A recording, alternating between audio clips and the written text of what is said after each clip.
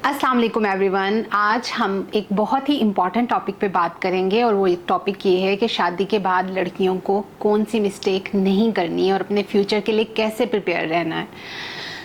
अब मैं आप लोगों से, ये एक रियल स्टोरी है लेकिन मैं आप लोगों से शेयर नहीं करूँगी, ना नाम शेयर करूँगी, लेकिन मैं आप लोगों से वैसे जनरल बात करती हूँ।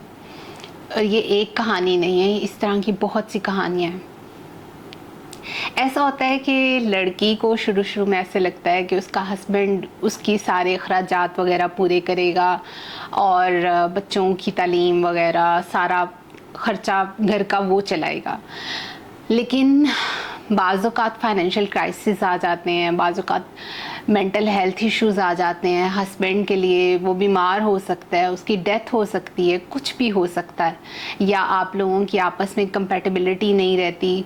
कुछ 10 साल गुजरने के बाद या 12 साल गुजरने के बाद उस टाइम तक आपको फिर ये रियलाइज़ हो जाना चाहिए कि अब आपकी मार्केट वैल्यू कुछ भी नहीं रही है। आपने जो स्टडी की थी 10 साल पुरानी स्टडी, आपको वो सारी तकरीबन भूल चुकी होती है और आपके पास स्किल्स भी कुछ नहीं होते क्योंकि आपने घर में सिर्फ खाना पकाया होता है या बच्चों का ख्याल रखा होता है। तो आपको करना क्या है, आपको अगर आपने घर में ही रहना है तो आप घर में रह के बहुत से काम कर सकते हैं, ऑनलाइन स्किल सीख सकते हैं।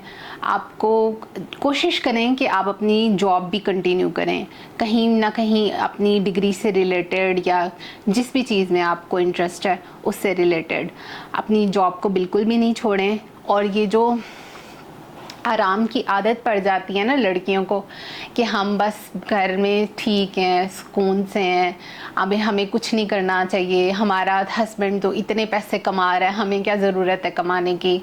ऐसा बिल्कुल नहीं सोचना चाहिए। बिज़नेस में भी लॉसेस हो सकते हैं और ज़िंदगी में हर चीज़ के लिए इंसान को प्रिपेयर रहना चाहिए मेंटली।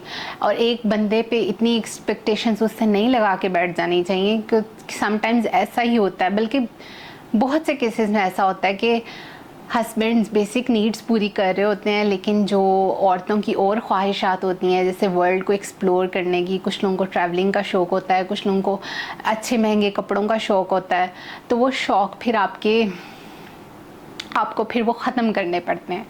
और बहुत सी लड़कियों के साथ ऐसा मैंने देखा है कि उनके हस्बैंड उनको पैसे नहीं देते, बस उनकी बेसिक नीड्स पूरी कर रहे होते हैं और कुछ की तो बेसिक नीड्स भी वो पूरी नहीं कर पाते। तो इसलिए मैं आप लोगों से मेरी ये रिक्वेस्ट है कि आप ऐसे बच्चे बिला वजह बिला प्लानिंग के मतलब ऐसे ही पैदा ना करते जाएं। आप लोग कोशिश करें कि जो आप अपनी कैपेसिटी में रह के काम कर सकते हैं वो करें। लड़कियों को मैं स्पेशली कह रही हूँ और लड़कों को मैं ये कह रही हूँ कि आप लोग अपनी बीवियों को इतना एम्पावर करें कि वो आपके साथ खड़ी हो सकें आपके मुश्किल टाइम में।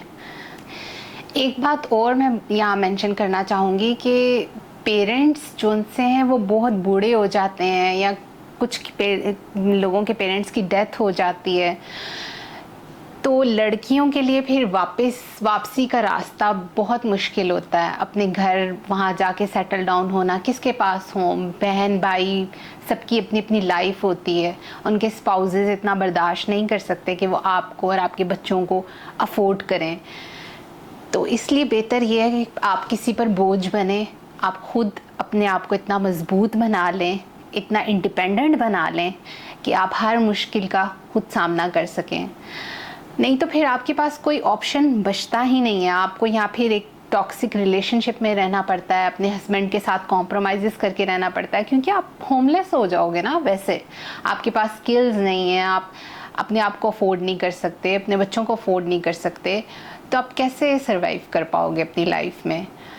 इसलिए ये बहुत बहुत ज़रूरी है आजकल के दौर में कि आप कुछ ना कुछ सीखते रहें, अपने आप को अपडेट करते रहें और कुछ ना कुछ काम करते रहें। आजकल बहुत से स्किल्स हैं, डिजिटल मार्केटिंग है, ग्राफिक डिज़ाइनिंग है, एडिटिंग, वीडियो एडिटिंग, बहुत से छोटे छोटे स्किल्स हैं जिनको आप करके अपवर्क, फाइवर और इस तरह के बहुत से प्लेटफॉर्म्स हैं, उन पर अपनी सर्विसेज सेल कर सकते हैं।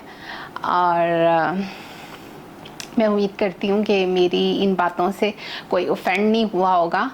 अल्लाह करे आपके हस्बैंड आपको सपोर्ट करते रहें, आप लोग खुश रहें, लेकिन मेरी इन बातों को ज़रूर सोचिएगा, क्योंकि बहुत से लोगों के साथ ऐसे सब कुछ हो चुका हुआ है। तो मैं आपको अपने एक्सपीरियंस से बता रही हूँ, जो लड़कियाँ अभी शादी कर रही हैं या जिनकी नई नई शादी हुई है, ये उनके लिए मैसेज है। बाकी जिनकी अब पुरानी शादियाँ हो गई हैं, उनको तो कॉम्प्रोमाइज़ करके अपने हस्बैंड के साथ रहना पड़ ही रहा है। और इसमें कोई फ़ख्र वाली बात नहीं है कि आप ये कहें कि मेरी बीवी तो डॉक्टर थी, वो बहुत अच्छी थी, मैंने उसे ये कहा कि हमारे बच्चे डिस्टर्ब होंगे तो आप जॉब नहीं करो।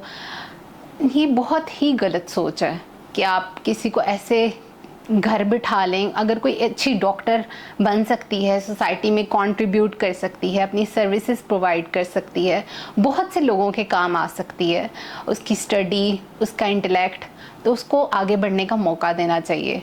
ये पैगाम मेरा स्पेशली हस्बैंड्स के लिए। थैंक यू सो मच, मुझे बस यही कहना था। अपना ख्याल रखिएगा। अल्लाह हाफिज़।